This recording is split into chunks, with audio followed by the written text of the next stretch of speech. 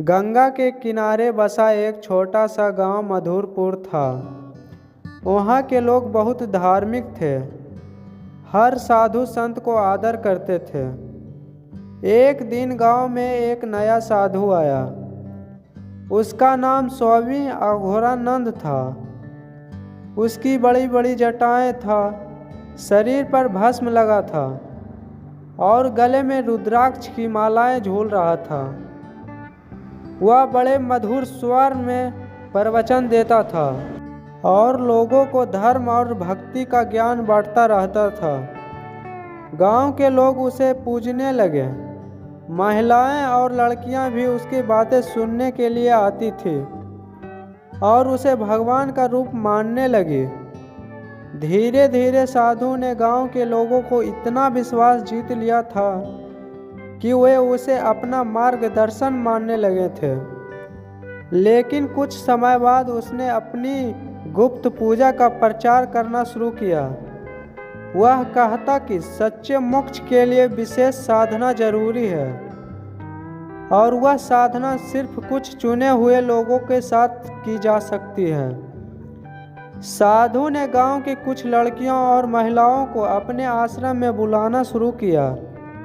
वह कहता कि आध्यात्मिक ऊर्जा को जागृत करने के लिए विशेष अनुष्ठान करने पड़ते हैं, जिसमें पवित्र आत्माओं का मेल जरूरी होता है। मासूम गांव की महिलाएं उसकी बातों में आ गई और आंख मूंद कर उसकी सेवाएं में जुट गई।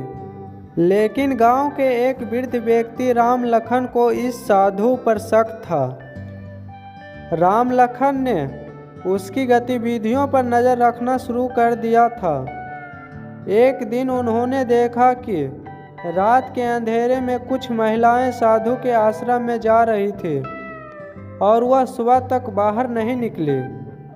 राम लखन ने गांव के कुछ युवकों के साथ मिलकर एक योजना बनाई। उन्होंने एक रात साधु के आश्रम में छिपकर देखने का निश्चय किया। जब रात हुई तो वे आश्रम के दीवारों के पीछे छिप गया था। अंदर का दृश्य देखकर वे दंग रह गए। साधु कथित गुप्त पूजा के नाम पर महिलाओं का शोषण कर रहा था। अगले दिन राम लखन ने पूरे गांव को इकट्ठा किया और सबको साधु की हकीकत बताई। पहले तो कुछ लोगों को यकीन नहीं हुआ था, लेकिन जब कुछ महिलाओं ने डरते डरते सारी बातें बताई तो गांव वालों का गुस्सा फूट पड़ा। सभी लोग आश्रम में पहुंचे और साधु को रंगे हाथ पकड़ लिया। गांव वालों ने उसकी झूठी भक्ति की पोल खोल दी और उसे पकड़कर पुलिस के हवाले कर दिया। साधु को उसके पापों की